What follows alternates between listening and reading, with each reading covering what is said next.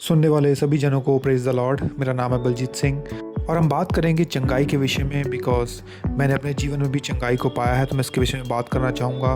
बहुत सारे लोग हो सकते हैं जो चंगाई को ढूंढ रहे हैं, तो हम बात करेंगे कि बाइबल उसके विषय में क्या कहती है, क्योंकि हमारे जो ज़िंदगी के जीवन के उत्तर आते हैं वो बाइबल में से ही हैं। यदि आप अपने जीवन में अपने शरीर में चंगाई को ढूंढ रहे हैं, तो मैं आपको बताना चाहूँगा, सबसे पहले आपको जो कार्य करना है अपने विश्वास के ऊपर कार्य करना है। आपको विश्वास होना चाहिए कि हाँ, परमेश्वर मुझे चंगा करेगा। परमेश्वर के एक दास ने इस प्रकार कहा कि इस दुनिया के हर एक अस्पताल में बीमार को चंगा करने के लिए परमेश्वर की शक्ति मौजूद है, लेकिन हर जगह विश्वास मौजूद नहीं होता, क्योंकि परमेश्वर विश्वास के साथ कार्य करता है। तो परमेश्वर ने ना केवल हमें यीशु मसीह के रूप में एक चंगा करने वाला दिया है, बल्कि वो हमें चंगा करने के लिए आया। देखिए, संसार हमें चंगाई के बारे में नहीं सिखाता, इसलिए चंगाई को प्राप्त करना अपने जीवन में ये आपको सीखना पड़ता है, अपने वचन के द्वारा, सुनने के द्वारा। और आपको सीखना पड़ता है कि जो लोग चंगे हैं वो कैसी बातें करते हैं, वो क्या करते हैं, वो क्या सोचते हैं।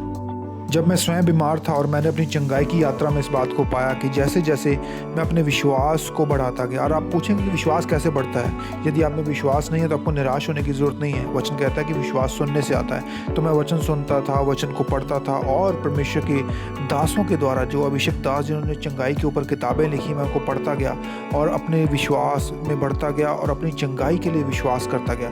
तो आपको सोच को अपने बदलना है। जैसे जैसे आपकी सोच बदलती जाएगी, आपके शब्द बदलेंगे और आपके शरीर में परमेश्वर की चंगाई का कार्य होगा। और याद रखिए कि जो हमारा शरीर है पृथ्वी पर, ये हमारी सबसे बड़ी संपत्ति है, क्योंकि इसी शरीर में पवित्र आत्मा वास करता है। यदि ये शरीर नष्ट हो जाएगा तो पवित्र आत्मा नहीं कार्य कर पाएगा। परमेश्वर ने हमें हमारी शरीर को देखभाल करने के लिए बनाया है, उसकी जिम्मेदारी हमारी है। उसने ये रिस्पॉन्सिबिलिटी हमारे ऊपर डाली है कि हम अपनी सेहत का कैसे ध्यान रखेंगे, अपने शरीर का कैसे ध्यान रखेंगे।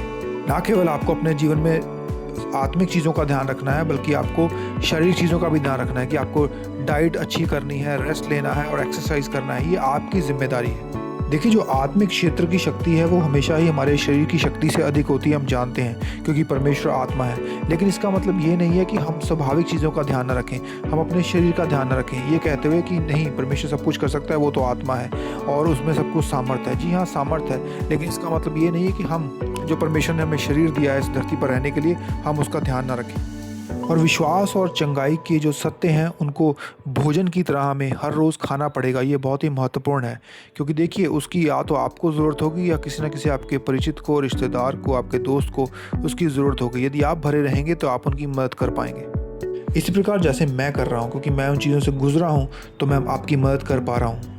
और जैसे जैसे आप खाएंगे इनको, ये रोज़ की रोटी आपके स्वास्थ्य का निर्माण करेगी, आपको मजबूत बनाएगी, जिससे आप दूसरों की भी मदद कर पाएंगे जो चंगाई को ढूंढ रहे हैं। और मैं आपको बताना चाहूँगा कि चंगाई पाने के लिए विश्वासी का भी एक भूमिका है, उसका भी एक रोल है जो उसको अदा करना पड़ता है। हर एक विश्वासी को यीशु मसीह के द्वारा आज्ञा दी गई है कि वो बीमारों पर हाथ रखें ताकि वो भले चंगे हो जाएं। ये उस महान आदेश का हिस्सा है जो परमेश्वर ने हमें दिया, जो ग्रेट कमीशन उसने हमें दिया, ये उसका हिस्सा है। और हमें ये काम करने के लिए परमेश्वर के द्वारा अधिकार दिया गया है कि हम इसको करें। देखिए, जो जो उपचार हमारे पास आज के समय में अवेलेबल हैं, जैसे दवाई हो गई, व्यायाम करना हो गया, अच्छा खाना हो गया, उन सब की अपनी अपनी एक जगह है, लेकिन उनको कभी भी परमेश्वर के वचन की जगह कभी ना लेने दें। परमेश्वर का वचन और विश्वास वो सबसे ऊपर है, प्राथमिकता उनको होनी चाहिए। और बाइबल कहती है इब्रानियों में कि परमेश्वर को विश्वास ही खुश करता है।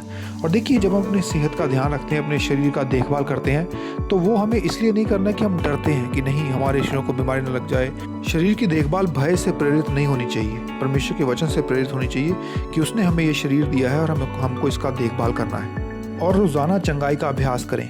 देखिए, जब आपके शरीर में लक्षण दिखाई देने लगें, तब चंगाई का अभ्यास ना करें, बल्कि एक जीवन शैली बनाएं। परमेश्वर के स्वास्थ्य के जो वचन है, परमेश्वर आपके शरीर के लिए, आपकी बीमारियों के लिए, चंगाई के लिए क्या कहता है, उनको आप पढ़ें बाइबल में, उनका अभ्यास करें, उनका अंगीकार करें।